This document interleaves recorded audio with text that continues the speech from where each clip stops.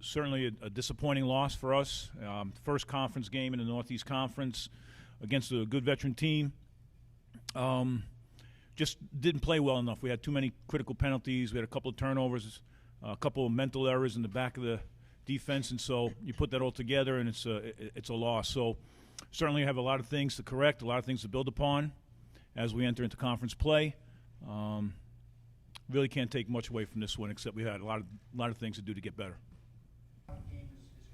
No, I mean, obviously, we schemed it up for protections. They run a little different fronts. They run a bare front and under front. So we schemed it up for the protections, and certainly we did better, but obviously it wasn't good enough for us today.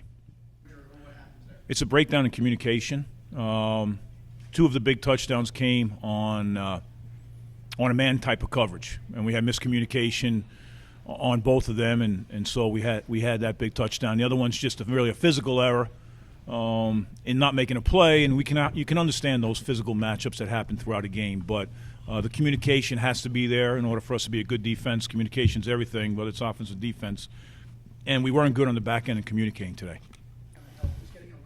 Yeah, I think that does have something to do with it. We've been together since August 9th, reported, and we've only played 2 games, and it's September 20-something, 21st right now. So we want to get into our regular work week, get acclimated to the work week and to game preparation without having so much time off. Idle time, so much time off, and so much time to prepare sometimes is not the best thing. So hopefully now we'll get some consistency in our practice schedule, in our timing, and we'll be more sharp on Saturdays. Clay, in your opinion, what was the difference in the offense this week versus South Dakota? Was there an improvement? Was it about the same? Yeah, there's a big improvement. We were moving the ball, moving the chains, which was big. Last time it seemed like it was climbing a mountain to get past third down, but now we're moving the chain. I thought we did a lot better overall.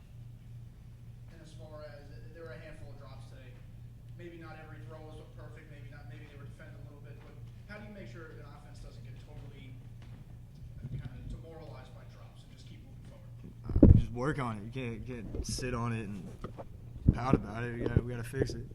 Something about working makes everything go away. You sweat it out, almost literally. If you just get to work, fix it. That's it. In the grand scheme of things, your touchdown run maybe doesn't matter just as far as the final score, but to score the first FCS touchdown in program history and for it to come on a run like that, was there a rush of emotion coming through you at that point? Honestly, I don't. I was pumped up for the touchdown, and then to see it actually become a touchdown later on.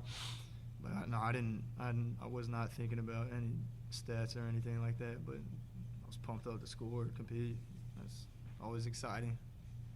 Jahmel, defensively, what did you see from your guys today? Are you happy with the performance? Not so happy? What's your kind of assessment? No, I'm not happy at all with the performance. I just feel like we need to become more sound as a defense as a whole.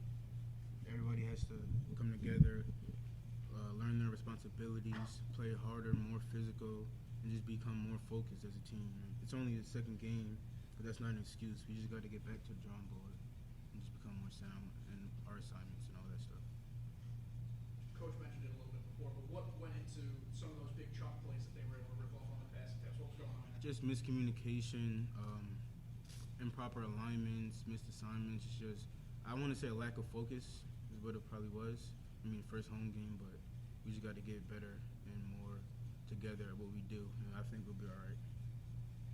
Do you guys feel, Jahmel, maybe not out of rhythm because there's been so many bye weeks, but do you feel a little inconsistent? Is now a good time to finally start playing every week? Yeah, I guess you can say that. I mean, we had some buys here and there. Other teams are on their 4th game. This is only our 2nd. So I just feel like once we get back to practice and get into the flow of the season, I think as the weeks go by, we'll start to pick it up. Last thing, Jahmel, on that interception, obviously a tip pass kind of fell right in your back. What was the play happening there? Why were you able to come up with it? We were in cover 3, and so I have deep thirds. So I was just back watching the quarterback, watching all the routes coming, and I just seen him. I seen him stare him down, and then I think it was Sean Spencer. He made a break on the play, and I just came over and picked it. So it was credit to him too. Coach, on a positive note, on the defensive side of the ball, short yardage situation seems to be a strength of the defense so far. Talk about the front 7 being able to limit those rushing yards. I know we talked about 100